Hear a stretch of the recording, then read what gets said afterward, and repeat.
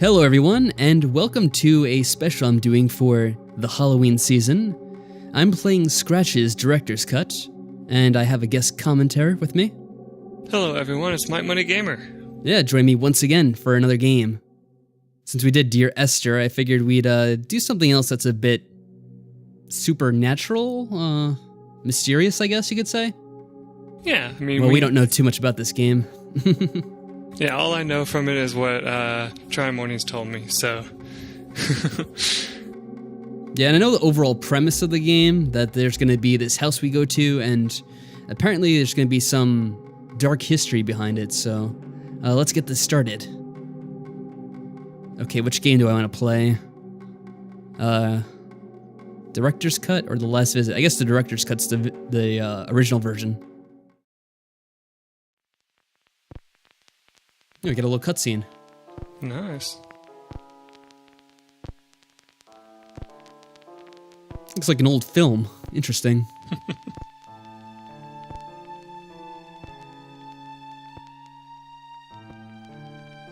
Oh, Mr. John Bell. Nice.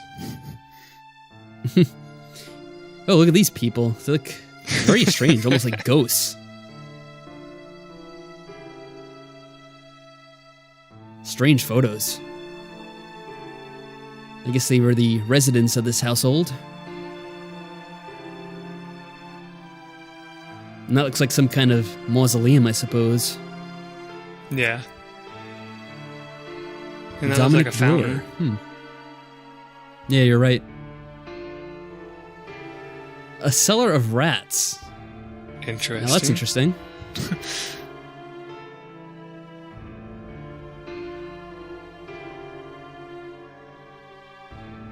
It's hard to see, too.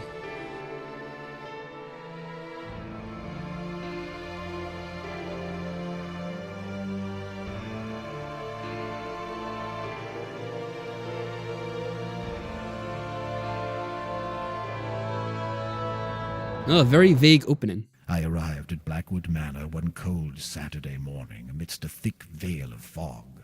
The weather didn't look good, and there was an unnatural calm surrounding the area, yet I soon became entangled with the place. Oh, that animation. It's like a toy car. Yeah. Yeah, like I mentioned, at least to you, Mike, I don't know if I mentioned it to the audience, but this is a bit of an older game, so I guess you'll have to excuse the visuals. Hey, it doesn't excuse us from being able to make fun of it. Oh, no, of course not. Wow, that's a very, very strange looking car. I guess it's supposed to be Mini Cooper.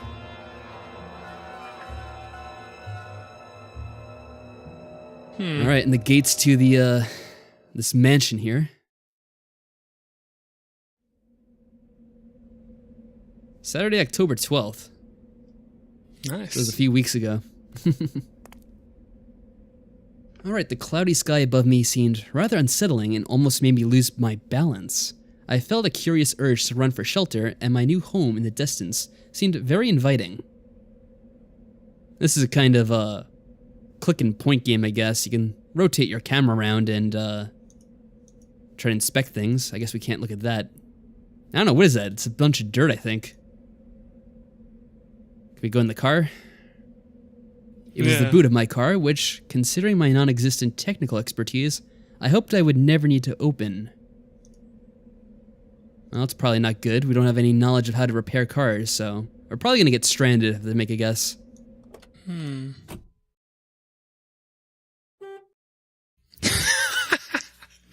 Well, the battery still works. The car starter. Can we do this? No. It's in the glove box. Ah. Can I take that? Alright, I got the keys. Well, hopefully that's important. That way no one can steal my car.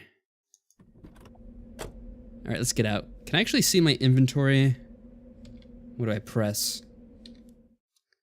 Oh, not escape. I went back to the main menu, actually. That's weird. Oh, there we go. That's right click. Good to know. Can I examine the key to my trusty car? Not a great idea to leave the keys to your car inside your car. It's usually Poor farm. Exactly. Loyal typewriter. What's the rest of this stuff? Suitcase. It's awfully heavy. And this is the key that Jerry gave me to Blackwood Manor. Is that not an intimidating name or what? I would say so. Oh, we didn't get any mail. Well, we did just arrive. True. Nothing, how'd I get back out? Oh, like that. An imposing gate. Yeah, it's guarding the entrance. Alright, so what do you say we, go this... Oh, what's this? A garage. It's locked, though. And we don't have the key to that, I suppose. So far, this has a very, like, mist-like feeling. Yeah, it does, doesn't it? Simple clicking around, exploring your surroundings. This is the fountain. Oh, yeah. Which I don't seem to be able to do much with it. A very ominous-looking sky. That doesn't look good. Alright, so let's say we just go inside the house and stop messing around out here. It's probably where we're supposed to go. Alright, so I probably have to use the key, I'm guessing. Yeah. Wait, that's the key to your How's car, this work? isn't it? Oh, that's right. It's the gold key. There you go. Oh. Still not working. What does this say? It's locked, fortunately. How do I use the key? Can I... Try clicking it and then right-clicking to get out of the menu. That's right.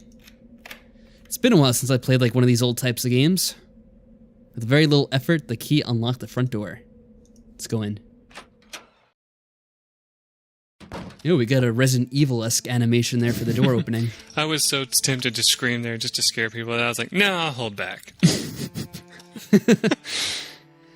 Give people a heart Majestic attack. grandfather clock. Well, we have a couple of rooms to explore, it looks like. We can go...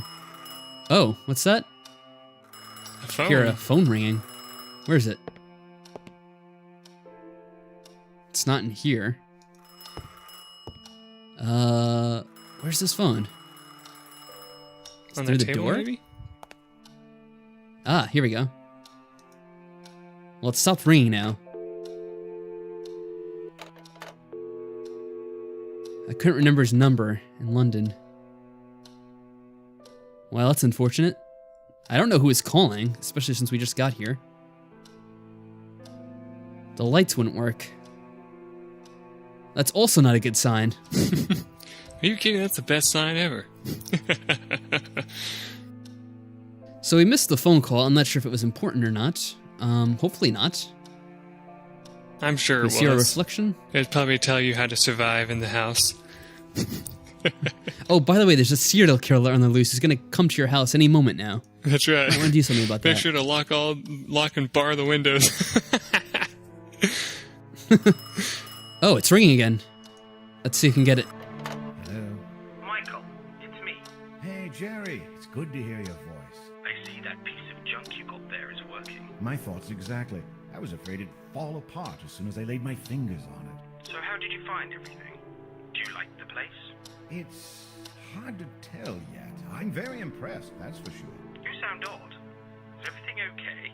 Yes, it's perfectly fine. It's just that I'm in awe. I mean, pleasantly surprised. This house is like a dream come true. So you do like it? You got me worried there for 1 second.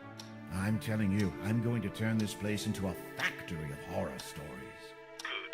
You ought to finish that book. I'm rooting for you, mate. You sure everything is in order? Everything seems to be fine, except the lights don't work. Oh, you don't have to worry. I forgot to tell you. I had an electrician, one that I trust, to meet you there this morning. You know how a lack of power can be a recurring issue in old places like that. He should be arriving soon. That's good to know. I'll set up my stuff and let you know how everything does later. Perfect. Have fun. Sure. All right. Got a phone call from our friend Jerry. And I guess our protagonist is named Michael. Hey, that's an awesome And one thing name. I want to check real quick is to make sure we know how to save. So just in this menu here, might as well just make one starting out. By the way, how's the audio coming in for you, Mike? It comes in and out every now and then, but so far it's great. If I try to put the video into full screen mode, I can't see the dialogue at the bottom, so I have to kind of watch it in window mode. Okay, but you can hear everything? Yeah. Like that the guy said? Okay, good. So I'm just going to look around here a bit more. Apparently we have an electrician coming, so I guess we have to wait around for him. Otherwise our power won't work, which is probably not a good thing. Right, there's just scenery. Let's check around the sitting room here. We don't want to go too far, I guess. Got a piano we can play. But I guess our guy doesn't know how to use one exactly. Can we look in this thing? Nothing. Just a fancy red clock, which isn't functioning, of course. But what's that clicking we hear? There's a grandfather clock too that we saw. Oh, okay. That's right. Like, right over there. I was like, wait a minute. I know we saw the grandfather clock, but I'm like, what else is clicking? Is there anything else? It's all gibberish to me. I'm not sure if it's supposed to be any song in particular. I wouldn't know. So we got a nice little fireplace here. It's like a picture of God, I guess. I'm not sure. Can we get a look at the fireplace in the picture? Yeah, I guess so. So, oh, yeah. That's what that is. It's interesting. We got a fireplace. Well, we don't really have anything to light it up with, I don't think. Maybe we'll get something later on. Yeah, like some flint. Alright, let's back out of here. Who is this?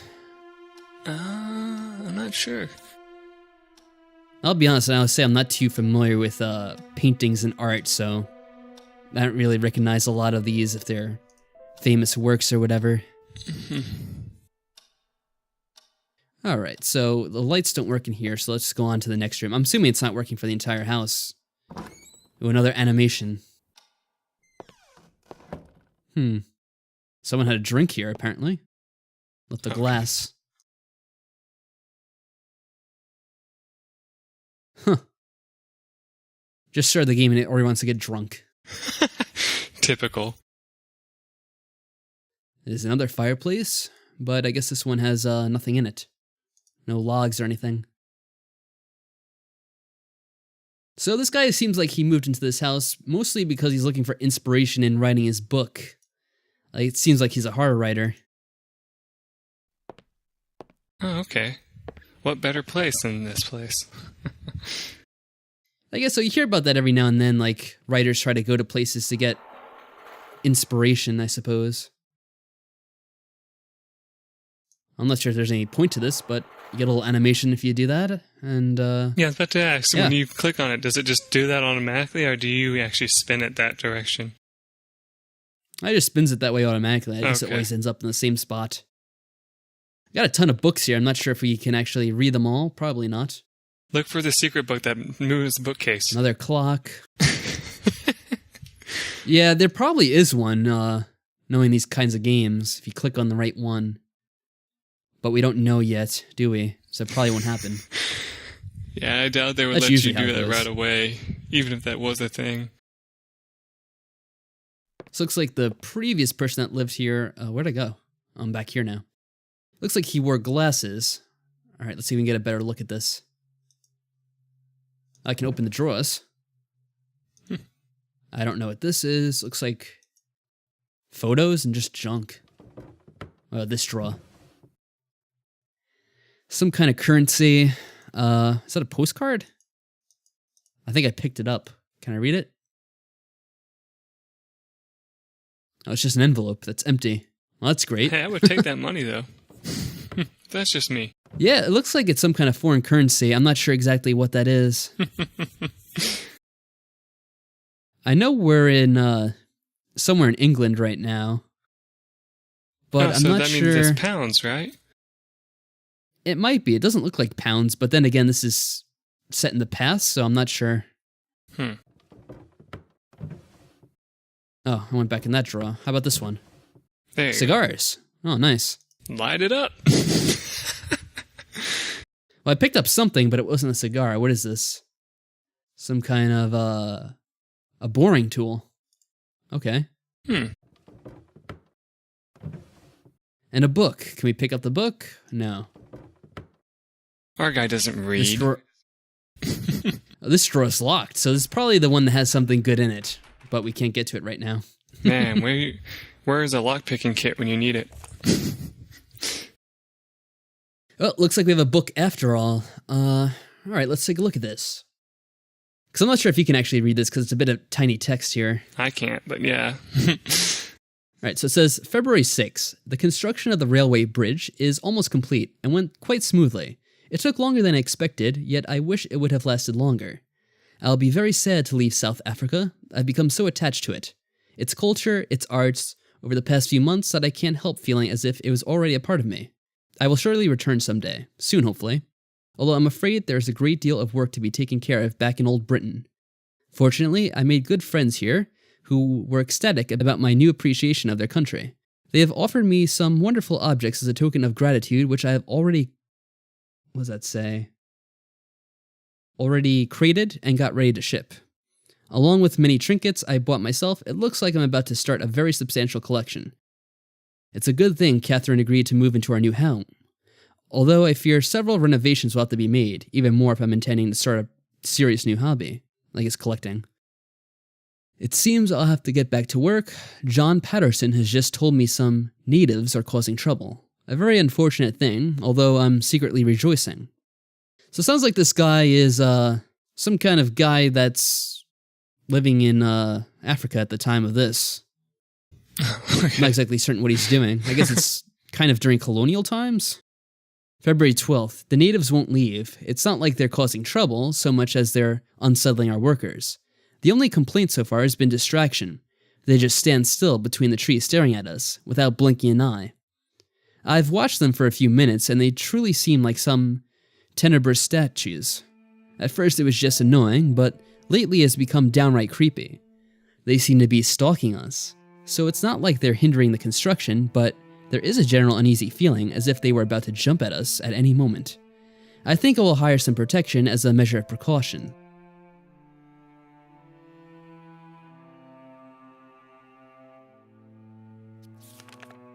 Oh goodness, how long is this book going to be?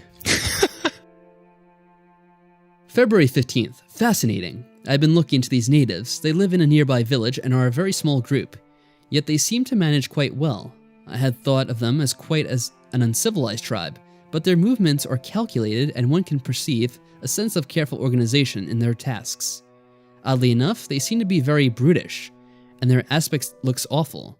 Although I couldn't take a good look at their facial features as I followed one of them completely on my own, and it could have been dangerous getting any closer. Also, the village is poor and very rough, but some of the shacks leapt out as inviting or special. It made me very curious. I'll try to come close tomorrow. This guy's gonna get into trouble, isn't he? Probably. February 16th. My second expedition to the village of the natives has been foiled by an unexpected problem at the bridge. I'm afraid it was due to a slight miscalculation on my part, an indication that I should be focusing more on the tasks at hand, and put my sudden love for all African things aside for a moment. It was my fault, and I can't accept it. February 12th. They are at it again, lurking beyond the forest. It's amazing how they have changed our perception of the surroundings. At first we were delighted by the quiet nature of the place. Now we fear what horrors might be concealed in that dark and foreboding cloak of trees.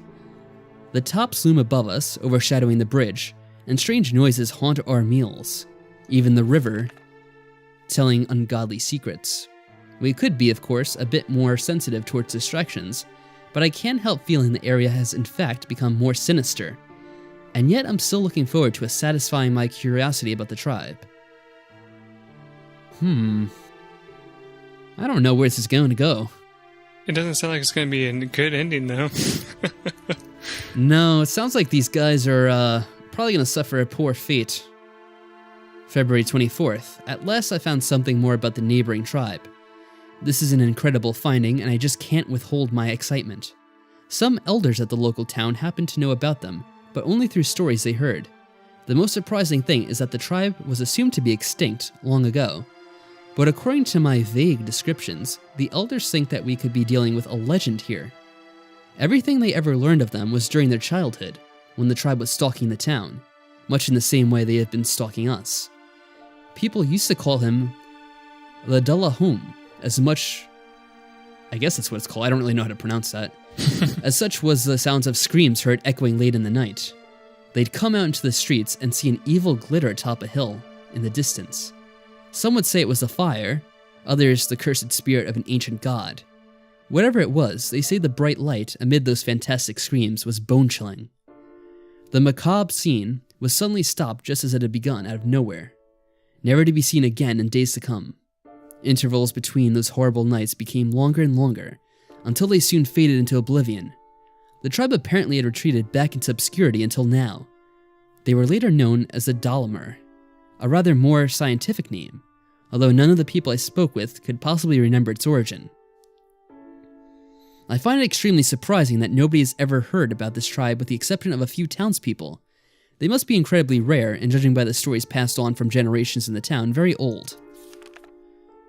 I will confess that I've become nearly obsessed with this strange tribe. I see them as the most prized goal of my appreciation towards all South African things, a dangerous yet irresistible reward. I feel as if they were my discovery.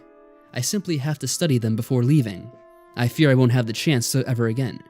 It's become an important goal of mine, even more important than finishing the bridge. So it sounds like this guy's getting an unhealthy obsession with this. Maybe an almost supernatural one. Yeah. Finally, I've managed to see them. My god, what a disturbing spectacle. When we arrived, they were moving around the village very slowly, without speaking or communicating with each other, each minding his or her own business completely, alien to the rest of the world. They were filthy looking, coarse and downright disgusting. I couldn't see any weapons, but they could have been stored somewhere. It was all very strange behavior in a tribe. They must be quite unique. Then, as if they had suddenly all become possessed by some wild spirit, they began shaking spasmodically and screaming like mad. Some of them dropped to their knees and lifted their heads to the sky, eyes blank and moaning in an indescribable way. Two of them walked away, still in that monotonous and slow manner, and in great contrast to the rest of the scene, into a shack. The next minute they brought out into the open an odd-looking mask. Its shapes, colors, and overall looks, while unsettling, were mesmerizing, and I felt instantly hypnotized by it. It rendered in my modest collection of African curiosities into dull and uninteresting items. The mask was very ominous, and the whole tribe seemed to greatly revere it. Soon they began to gather around it and move in circles, fluttering and chanting a guttural psalm. Judging by their motions and aspect of the whole ritual, it must have been some kind of war ritual. That doesn't sound good. I'm not sure how to explain what happened next, as I feel my pulse is already throbbing. Words fail me to recount the most disturbing thing I've ever witnessed. One of the male villagers walked into the middle, near the mask by his own will. It was an almost automatic act. All of a sudden, the remaining members became silent.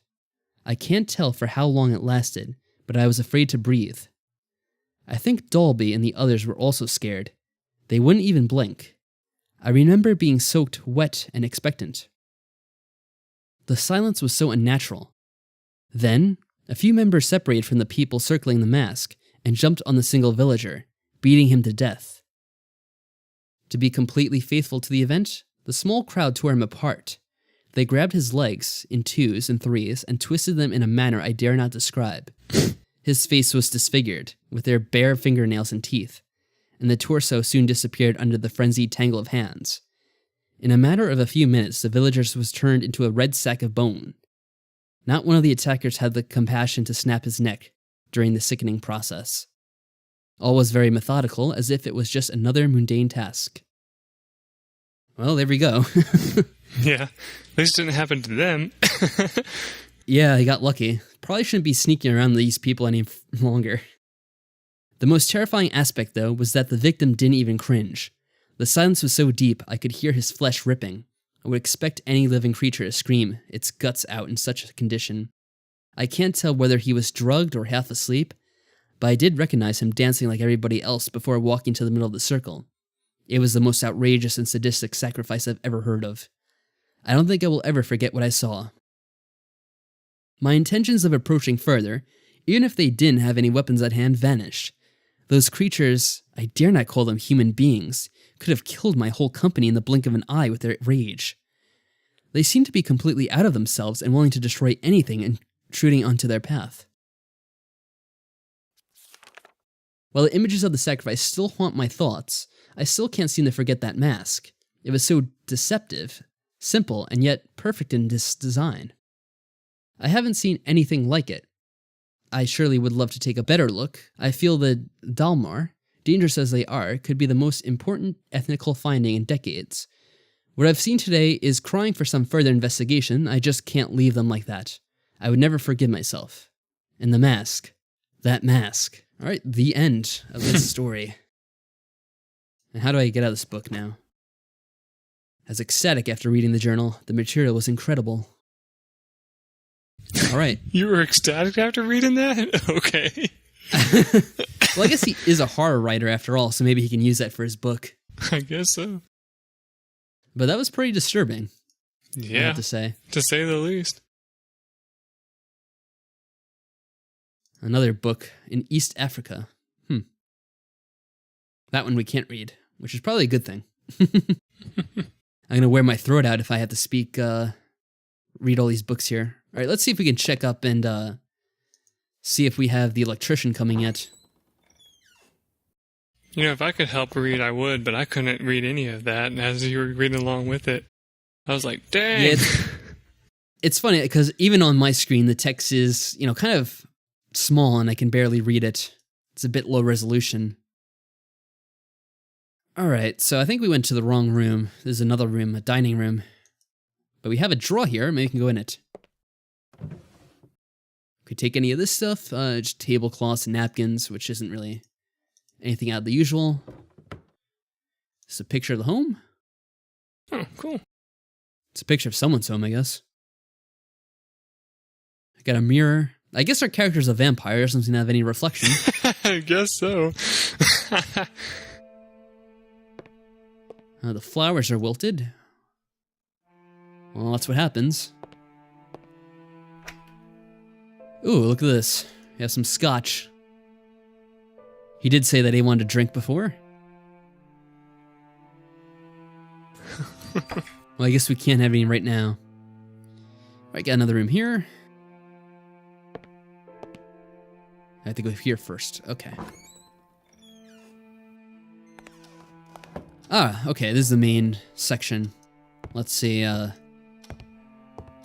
was wondering, because we have the main door here, if the electrician comes, do we have to open up the gate? Because I'm not sure if we locked that or not. Let me take a quick look out and see. Can I get back there? You have to follow the path. So you either go to the left, I'm sure. Oh, okay, let's see. You're right. Okay, there's no sign of an electrician. He could not do so on foot. Is the gate locked? Because he could probably unlock it, but I don't know how. Well, he would say something about the gate being locked, wouldn't he? I don't see any chains on it or anything. I guess not. Alright, but we don't have any electrician yet, and looks like the time of day is changing, because before we had a red sky, now it's just a bit darker. Okay, yeah, I'll have to try to keep track of time. Let's go inside first, and we'll see if we can give Jerry a call, see if anything triggers. Alright. Did we get his phone number? I don't think we did we? No, we don't know his number. We should have asked him while we were on the phone with him. Yeah, that would have been a good idea. What's this? His journal. I guess we should just look around some more. Okay. Alright, I guess that's all for now, and then we'll continue this in the next part. All right, Sound then. good to you, Mike? Yeah, sounds good to me. Alright then, until next time. Goodbye for now.